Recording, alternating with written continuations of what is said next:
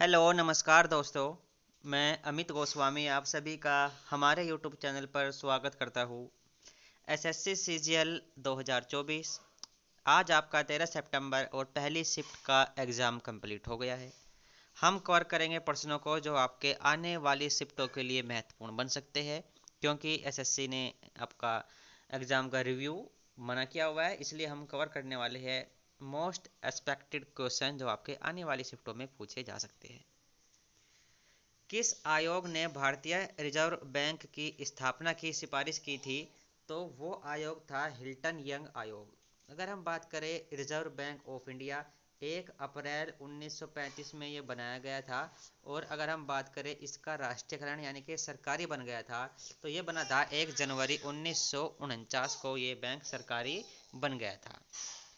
अगला प्रश्न थोड़ा हार्ड टाइप का है। सुंदरी का पेड़ किस प्रकार के वन में पाया जाता है? तो ये पाया जाता है ज्वारीय जंगल।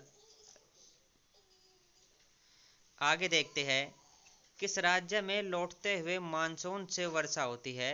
तो तमिलनाडु जो राज्य है इसमें लौटते हुए मानसून से वर्षा होती है। तमिलनाडु आप कह सकते हो या फिर पूर्वी घाट। हड़प नीति किसके द्वारा अपनाई गई थी? तो लॉर्ड डलहौजी के द्वारा हड़प नीति अपनाई गई थी। पहला जो राज्य इसने हड़पा था 1848 में, वो था सतारा। सैयद मुश्ताक अली ट्रॉफी 2022-23 किसने जीती? तो ये एक टी20 की तरह की ट्रॉफी होती है। 2022-23 में ये जीती गई थी मुंबई के द्वारा। मुंबई ने हराया था हिमाचल प्रदेश को। रिपीटेड प्रश्न आपका आया है, ये छठ पूजा में किस देवता की पूजा होती है? छठ पूजा बिहार का एक सबसे प्रसिद्ध त्यौहार है जो दिवाली के आसपास ये मनाया जाता है और इसमें सूर्य देवता की पूजा होती है। राज्य के नीति निर्देशक तत्व कहाँ से लिए गए हैं? हर शिफ्ट में ये आपके प्रश्न ये इसका मैंने बताया है, क्योंकि इसी से संबंधित कुछ ना कुछ पूछा गया है और मैंने आपको रिपीट किया है कि नीति निर्देशक सिद्धांत से लिए गए हैं, आयरलैंड से लिए गई है। अनुच्छेद 36 से लेकर 51 तक जितने भी अनुच्छेद है ये नीति निर्देशक के अंतर्गत आते हैं और संविधान का है भाग 4।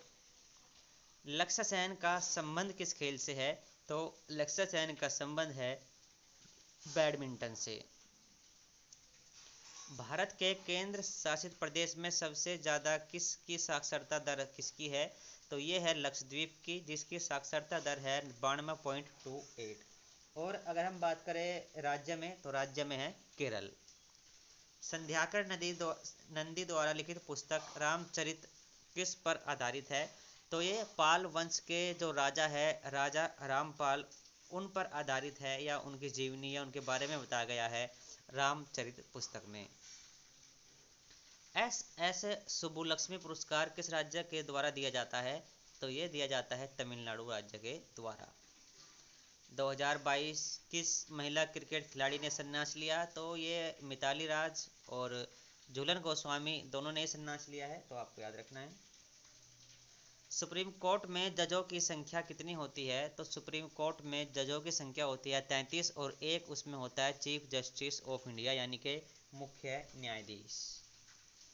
पैरा ओलंपिक 2020 में तीरंदाजी में ब्रॉन्ज मेडल किसने जीता था? तो ये जीता गया था हरविंदर सिंह के द्वारा। तो ये प्रश्न थे आपकी आने वाली शिफ्टों के लिए जो महत्वपूर्ण हो सकते थे। इस वीडियो में इतना ही, बात करेंगे नेक्स्ट वीडियो में नेक्स्ट प्रश्नों के साथ। Thank you.